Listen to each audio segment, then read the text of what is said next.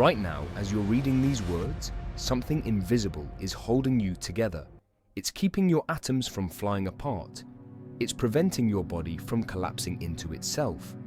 And here's the unsettling part. Most people have no idea it exists. Think about it for a moment. You're made of atoms, trillions upon trillions of them. Each atom is mostly empty space. If you removed all the empty space from every atom in your body, you'd be compressed to a speck smaller than a grain of salt. Yet somehow you maintain your shape. You hold it together. You don't spontaneously explode or implode. Why? The answer isn't what you think. It's not chemical bonds, though those play a role. It's not a biological process, though those depend on it. It's something far more fundamental, something that's been operating since the first fraction of a second after the universe began. An invisible framework that doesn't just hold you together, it holds everything together. This framework is always on. It never sleeps.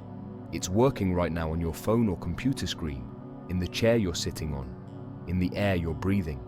Without it, stars wouldn't burn. Atoms wouldn't exist. The universe would be nothing but a formless soup of particles moving at the speed of light, unable to interact, unable to create structure. And yet, despite controlling literally everything that happens in the physical universe, this framework remains hidden. Most people live their entire lives without knowing it's there.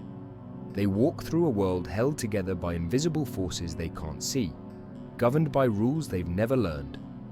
But to understand what's really happening, to see the hidden architecture that makes existence possible, we need to go deeper than you've ever imagined. Here's something that will change how you see reality. Everything that happens in the universe, every single interaction, every movement, every change is controlled by exactly 4 forces.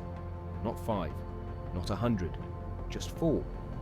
These are the 4 pillars holding existence together: gravity, electromagnetism, the strong nuclear force, and the weak nuclear force. Every phenomenon you've ever witnessed, from a falling apple to an exploding star, from a chemical reaction to the beating of your heart, is the result of these 4 forces at work. But here's where it gets interesting. These forces aren't equal, not even close.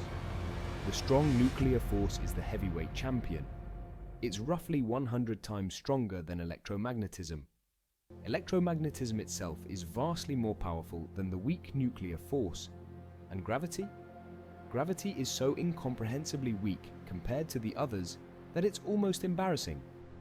A tiny refrigerator magnet can overpower the gravitational pull of the entire Earth when it holds up a paperclip. Yet, these are the only forces nature has given us. Which raises a profound question. Why these 4? Why not 3? Why not 7? What's so special about this exact number?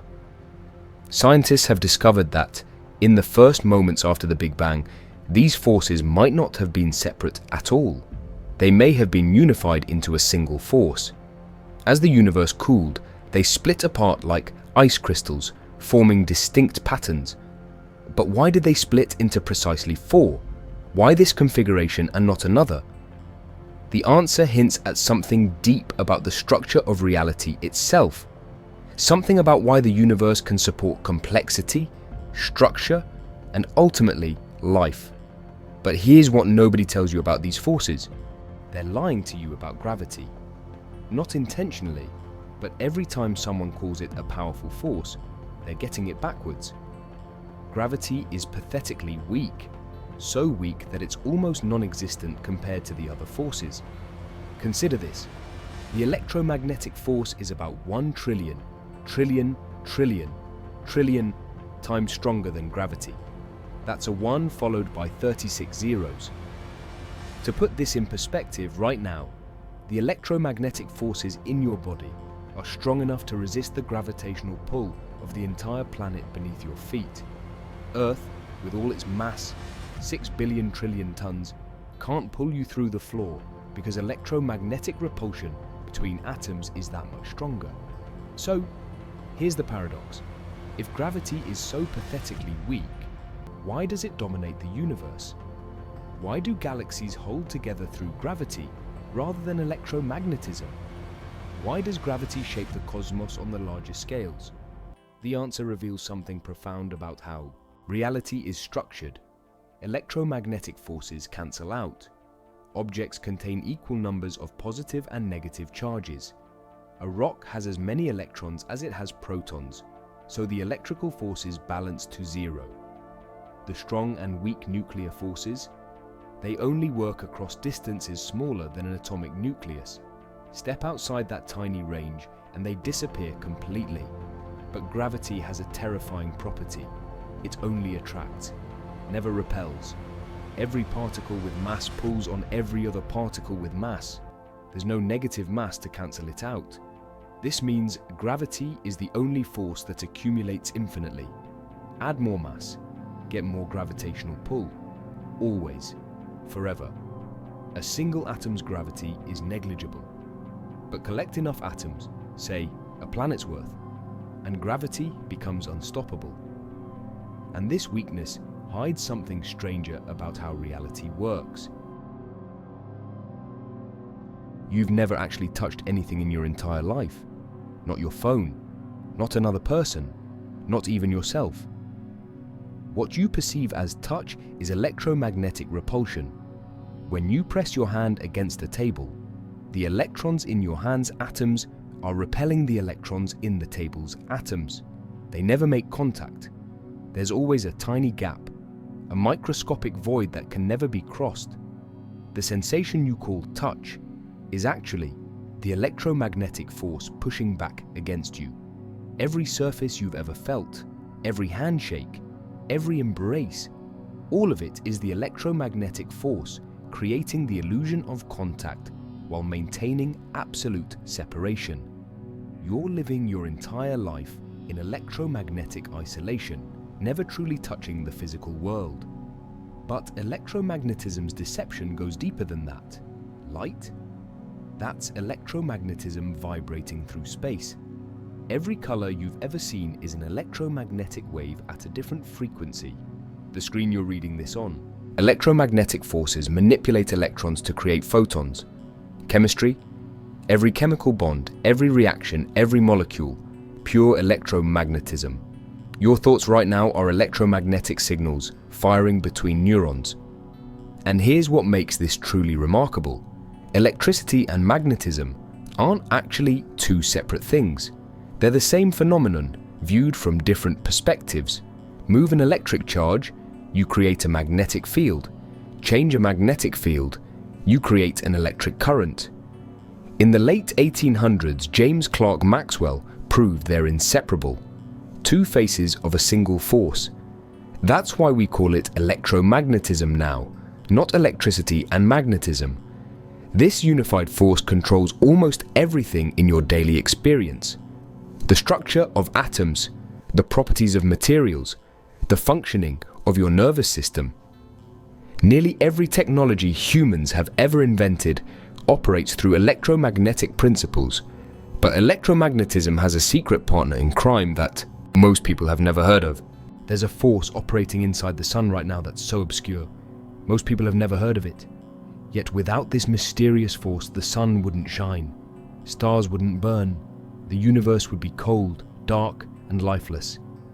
It's called the weak nuclear force, and it does something that seems almost magical. It transforms one type of particle into another. Inside the sun's core, hydrogen nuclei are being crushed together under immense pressure and temperature. But here's the problem. You can't just smash protons together and create helium. Something has to happen first. One of those protons needs to transform into a neutron. And that's exactly what the weak force does. Through a process called beta decay, the weak force converts a proton into a neutron, releasing a positron and a neutrino. This transformation is the essential first step of solar fusion.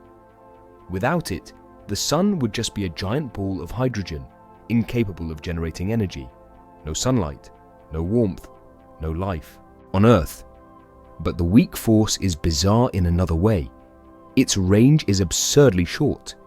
It only operates across distances of about 10 to 17 meters. That's 100,000 times smaller than an atomic nucleus. Step outside that infinitesimal range, and the weak force simply vanishes as if it never existed. Why is it so short-ranged when electromagnetism and gravity reach across infinite distances? Why does it have the specific strength it does? Stronger than gravity, but far weaker than electromagnetism? And why does it have this unique ability to change particle identities while the other forces cannot? For decades, these questions haunted physicists. The weak force seemed like an outlier, a strange anomaly that didn't fit with the others. Then scientists discovered something shocking about the weak force in 1979. In 1979, three physicists, Sheldon Glashow, Abdus Salam, and Steven Weinberg, won the Nobel Prize for proving something that seemed impossible. The weak nuclear force and electromagnetism are actually the same force. Not similar, not related, the exact same force. Your mind should be reeling right now. How can two forces that appear so different, one that powers your laptop, another that makes stars burn, be identical? Electromagnetism reaches across infinite distances. The weak force barely extends beyond a proton's width. They seem like complete opposites. Here's the truth. They only appear different at low energies.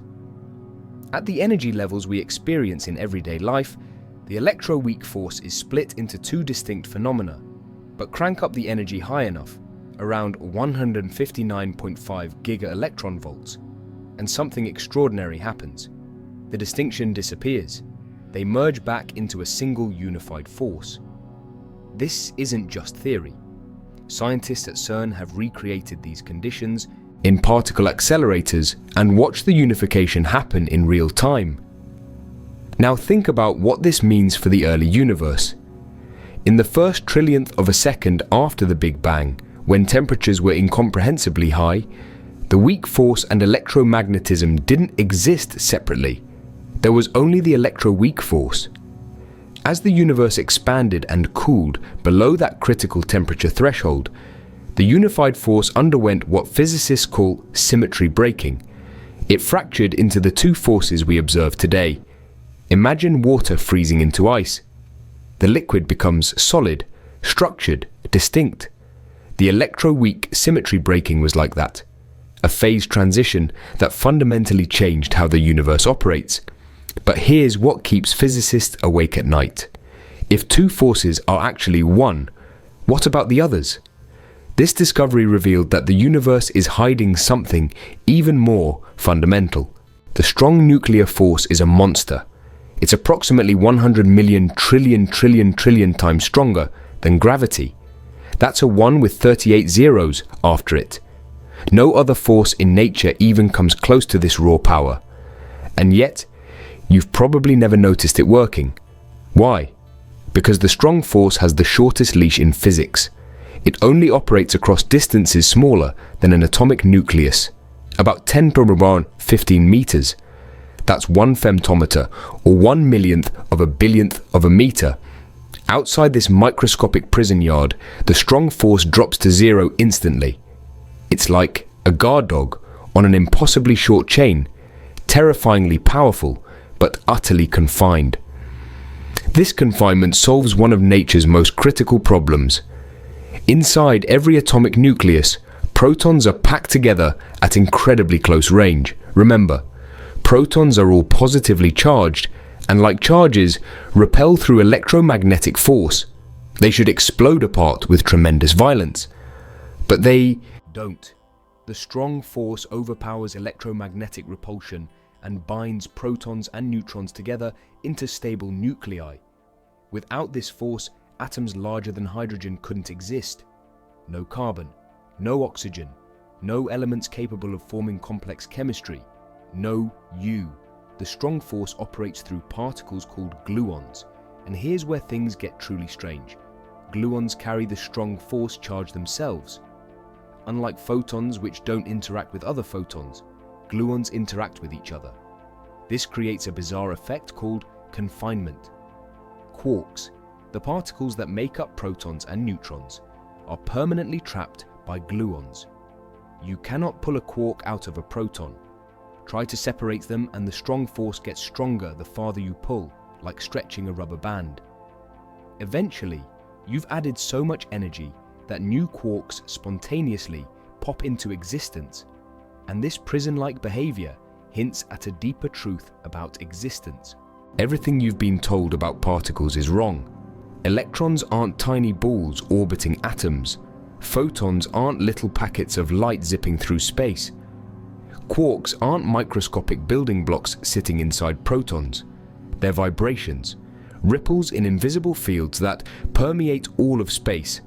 This is quantum field theory, and it completely overturns our intuitive understanding of reality. There is no such thing as an empty void.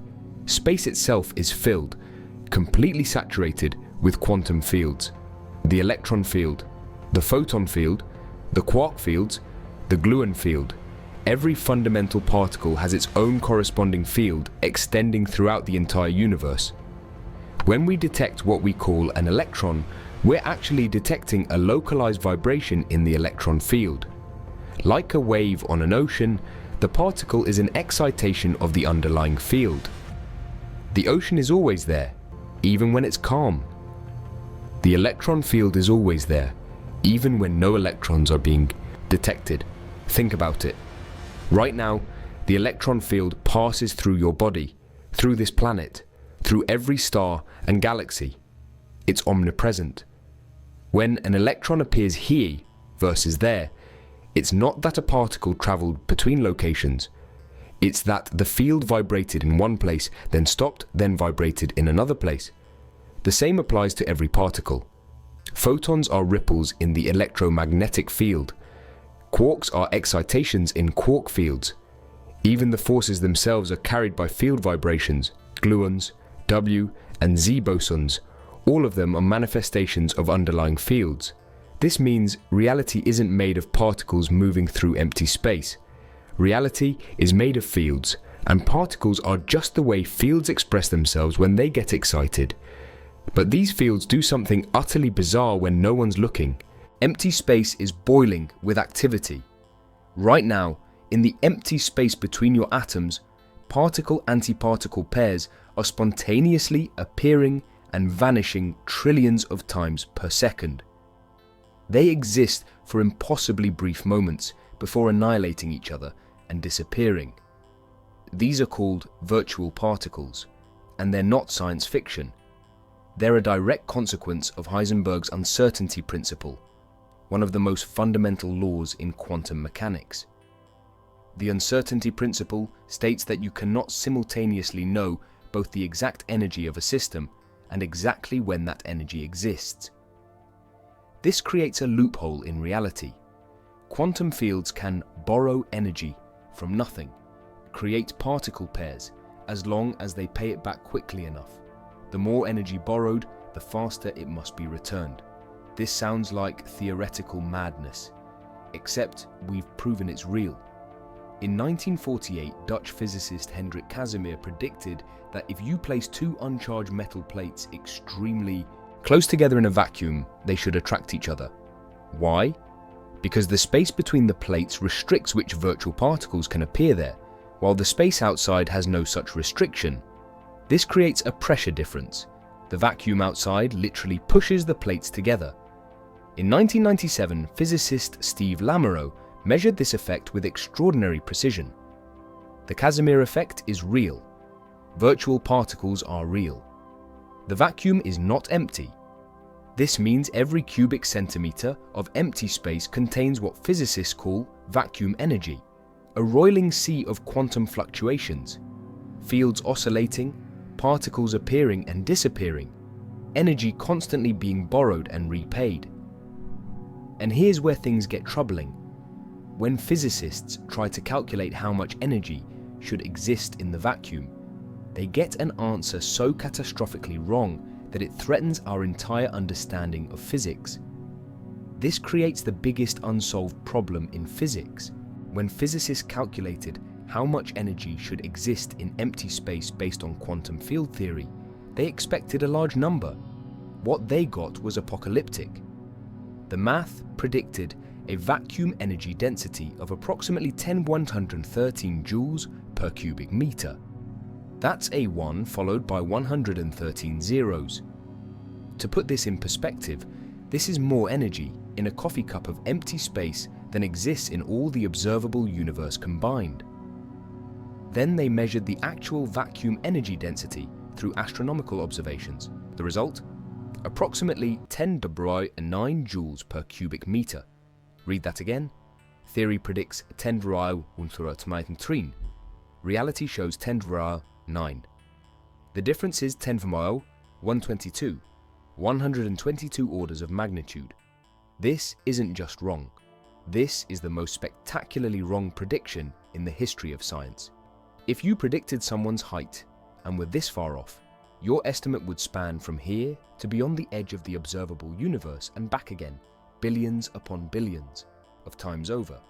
Physicist Steven Weinberg called it the worst theoretical prediction in the history of physics. And he wasn't exaggerating.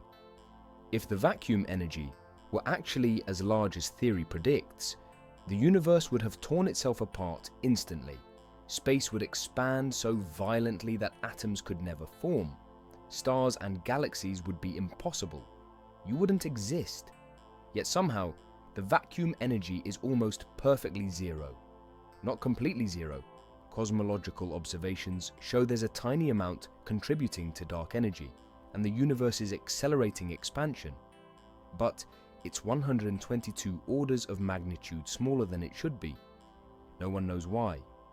Not one physicist on Earth can explain this discrepancy.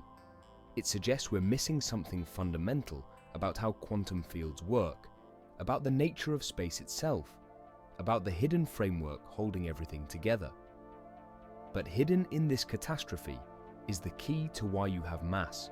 Here's a question that should haunt you. Why do particles have mass at all? Think about it. Mass seems so fundamental, so obvious. Of course things have mass. How could they not? But from a physics standpoint, mass is deeply strange. It's not a given. It's not automatic. In fact, the default state for particles should be massless. Photons are massless and they work just fine. They zip through space at light speed, carrying energy and information. Theoretically, all particles could work this way. So why don't they? In the earliest moments of the universe, we're talking about the first trillionth of a second after the Big Bang, all particles were massless. Electrons, quarks, everything that now has mass moved through space at the speed of light, just like photons do today. And here's the problem. A universe where all particles are massless is a universe where nothing can exist. Massless particles can't slow down. They can't stop. They can't bind together to form atoms because they're always moving at light speed. No atoms means no chemistry. No chemistry means no molecules. No molecules means no complexity. No complexity means no stars, no planets, no life. The entire structure of the universe depends on particles having mass. But the equations governing particle behavior, the standard model of particle physics, predict that all particles should be massless. The math works perfectly with massless particles. It's elegant, symmetrical, beautiful. Adding mass breaks that symmetry. It creates mathematical problems. It shouldn't work. And yet, obviously, particles do have mass. You have mass. Everything around you has mass. Something had to give particles mass. Something had to break the symmetry. Then something extraordinary happened about a trillionth of a second after the Big Bang. In 1964, physicist Peter Higgs proposed something radical. What if there's a field permeating all of space that has a non-zero value even in its lowest energy state? Every other quantum field we've discussed, the electron field, photon field, quark fields, sits at zero when nothing's happening. They're like a calm ocean surface. Disturbances create particles, but the baseline is zero. The Higgs field is different. Its baseline value isn't zero. It's on everywhere, all the time, filling every cubic centimeter of space with a constant non-zero value. Even in the deepest vacuum, even in the emptiest void between galaxies, The Higgs field is there, humming with energy. This was pure theory for nearly 50 years. No one could prove it existed. Building a machine powerful enough to detect the Higgs field's associated particle, the Higgs boson, required the most sophisticated scientific instrument ever constructed, the Large Hadron Collider at CERN. On July 4, 2012, physicists announced the discovery. The Higgs boson was real. The field was real. Peter Higgs, then 83 years old, wept during the announcement. Now, here's what you need to understand. The Higgs field is not like molasses. That's the common analogy everyone uses, and it's completely wrong. People say particles get dragged through the Higgs field, which slows them down and gives them mass. It sounds intuitive, but it's misleading. The Higgs field doesn't slow particles down through friction or resistance. Massless particles still move at light speed even through the Higgs field. Photons prove this. The field doesn't create drag. What the Higgs field actually does is far more subtle and far more profound. The truth about how the Higgs works is even stranger. Mass doesn't come from the Higgs field slowing particles down. Mass comes from how particles vibrate within the Higgs field. Remember, particles are excitations in quantum fields. When a particle interacts with the Higgs field, it causes the particle's quantum field to oscillate in a specific way. The stronger the interaction, the faster the oscillation. And this oscillation frequency is what we perceive as mass. Think of it like this. A particle is a wave packet vibrating through spacetime. The Higgs field acts like a medium that changes the vibration frequency. Higher frequency vibrations correspond to higher mass. The particle isn't being dragged or slowed. It's vibrating differently. Photons don't interact with the Higgs field at all. Zero interaction. Their quantum field vibrates freely, unaffected, which is why they remain massless and always travel at light speed. The Higgs field is completely invisible to them. Electrons interact weakly with the Higgs field. This weak interaction creates a low-frequency vibration, giving electrons their relatively small mass, about 0.5111 million electron volts. That's why electrons can zip around so easily, why they form diffuse clouds around atomic nuclei. Top quarks, on the other hand, interact very strongly with the Higgs field.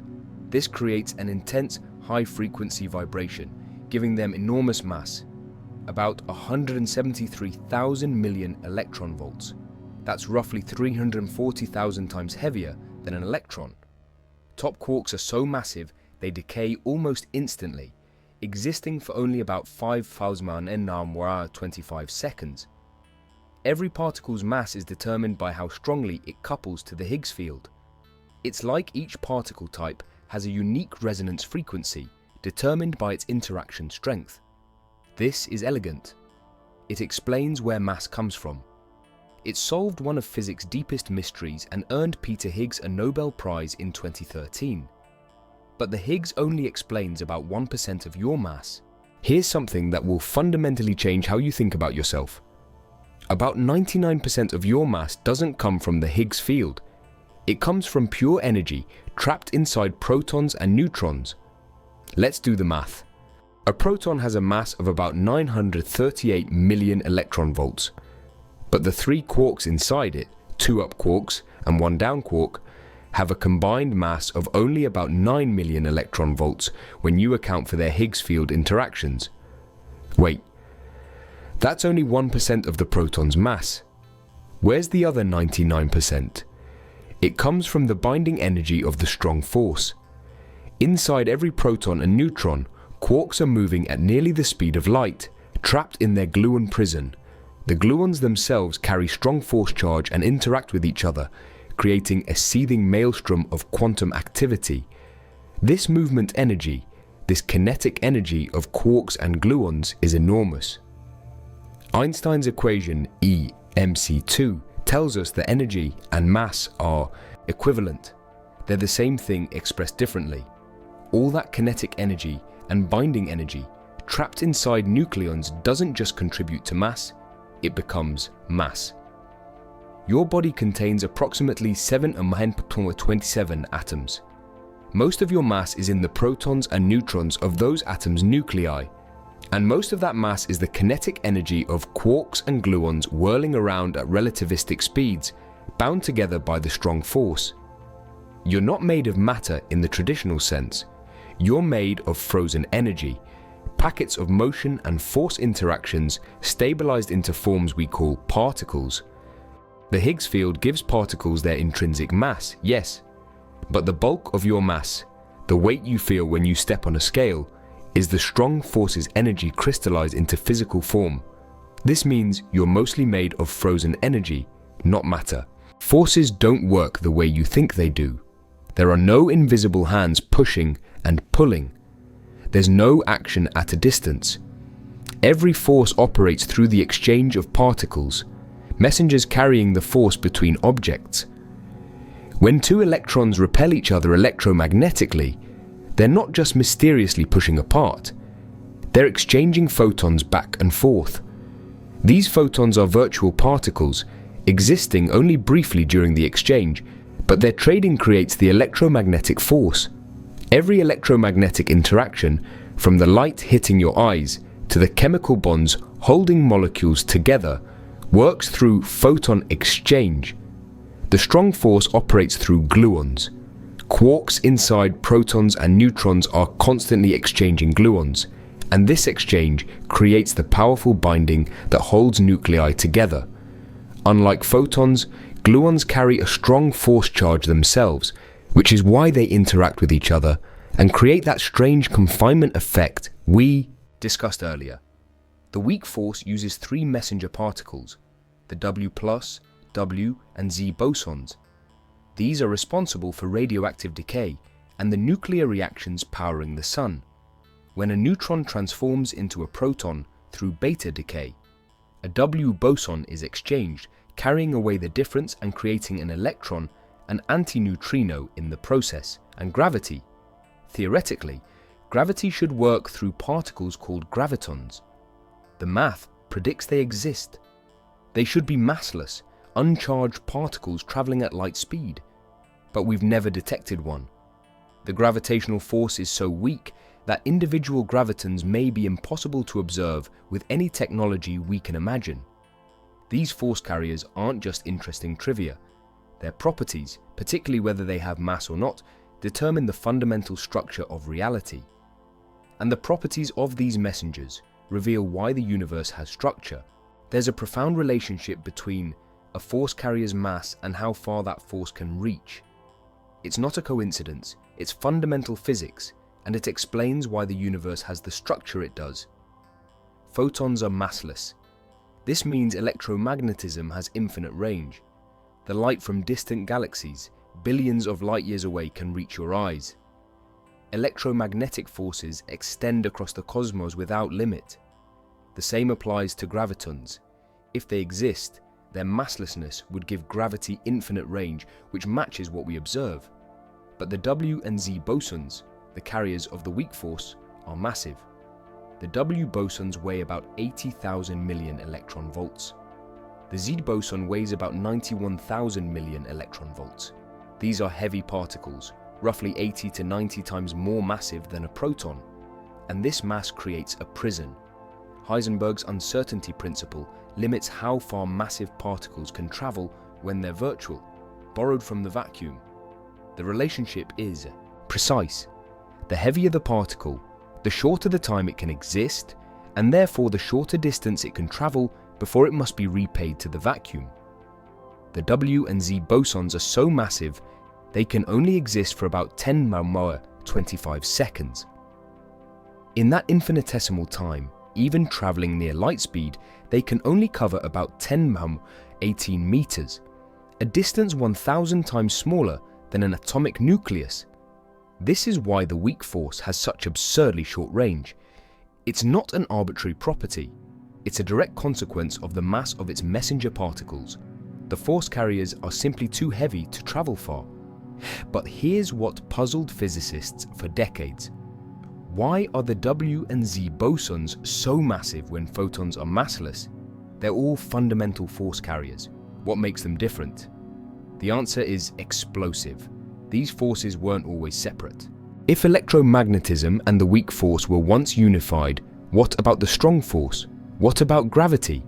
Could all four fundamental forces actually be manifestations of a single unified force?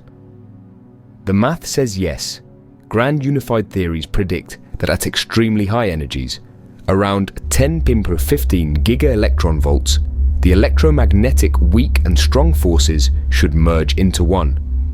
At those temperatures, which existed only in the first 10 to 35 seconds after the Big Bang, there would be no distinction between them, only a single unified force governing all interactions. To test this experimentally, we'd need a particle accelerator with a circumference roughly the size of Mars's orbit around the Sun. That's about 450 million kilometers.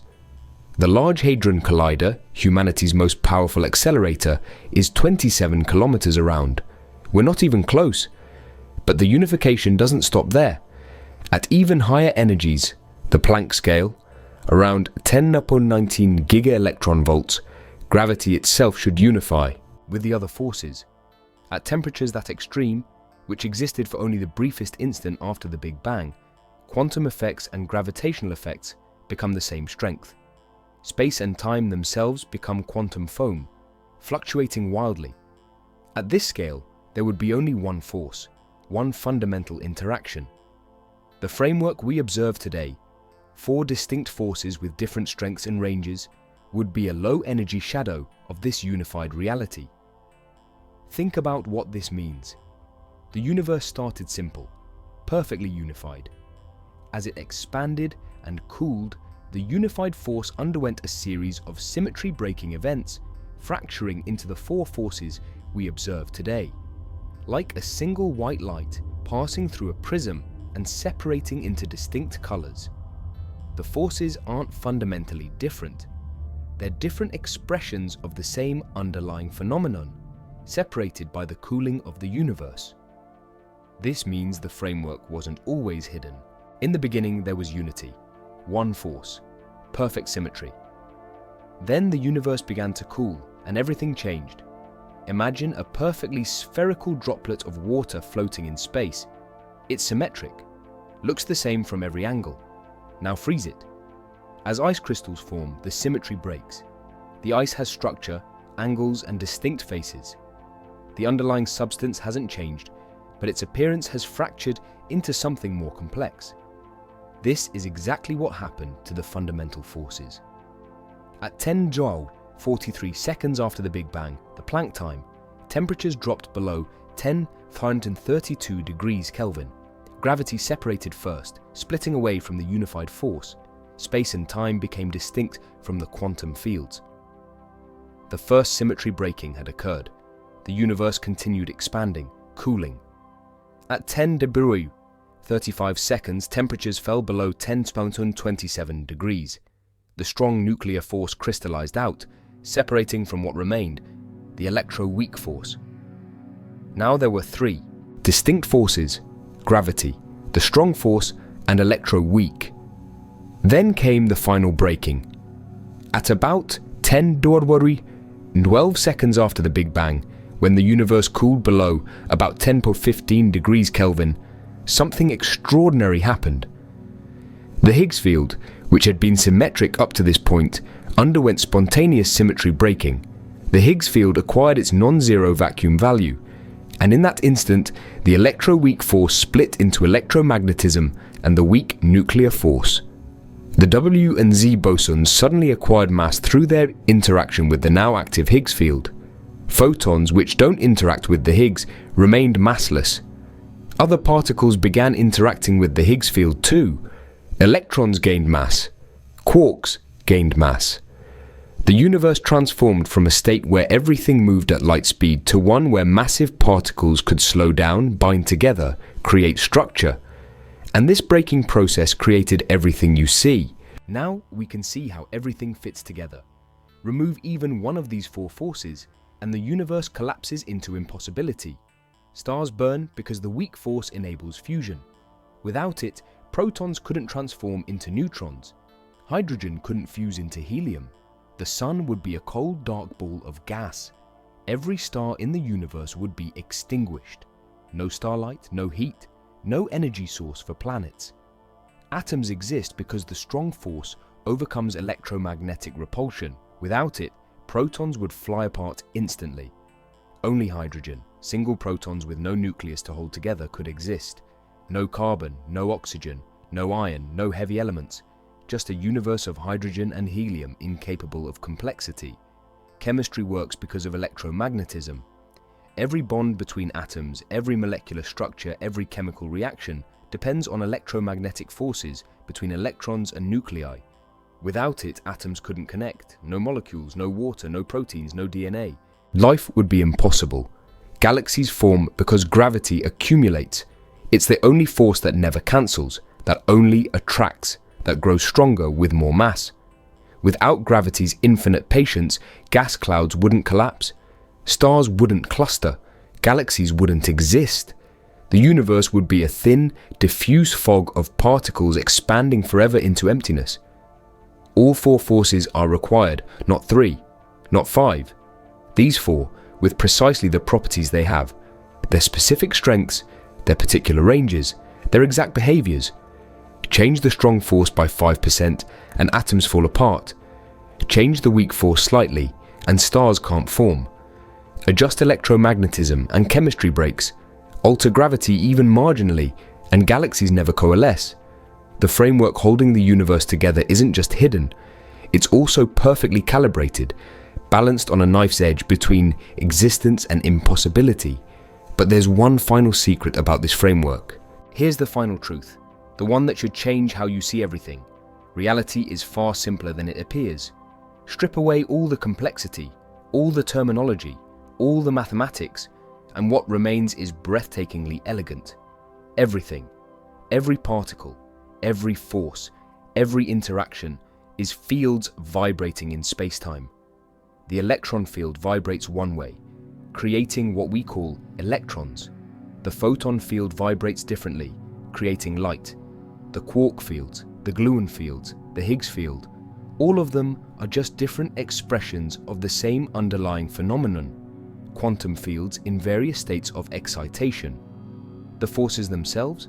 They're not separate entities, pushing and pulling. They're simply different ways these fields interact with each other. Electromagnetism is how charged particles exchange photons. The strong force is how color-charged particles exchange gluons. The weak force is how particles exchange W and Z bosons. Gravity is how mass-energy curves, space-time, or perhaps how gravitons are exchanged. We're still working on that one. But here's what should take your breath away. You're not separate from this framework. You are the framework. Your body is a collection of quantum field vibrations, organized in an extraordinarily complex pattern. Your thoughts are electromagnetic signals, field interactions in your neurons. Your mass is mostly binding energy, strong force interactions frozen into form. The universe has organized itself into a pattern capable of understanding itself. Through you, through your consciousness, the quantum fields have become aware of quantum fields. The framework is experiencing the framework. Every breath you take is the weak force enabling fusion in the sun, creating the light that powers photosynthesis, providing the oxygen your cells use through electromagnetic chemistry. Every heartbeat is the strong force holding your atoms together, while electromagnetic forces orchestrate the ion channels in your cardiac cells. The hidden framework isn't just holding the universe together, it's holding you together. It is you. If this changed your perspective on reality, hit that like button and subscribe, because understanding the framework is just the beginning.